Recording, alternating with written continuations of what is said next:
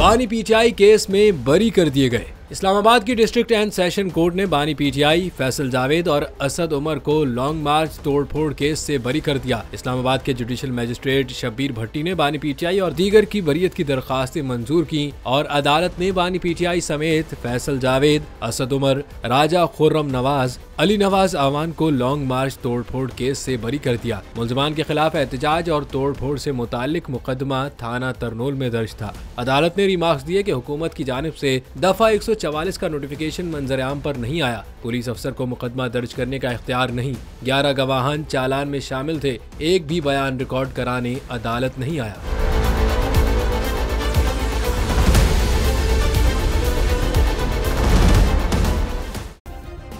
Subscribe करें और bell दबाएं ताकि कोई खबर रह न जाए।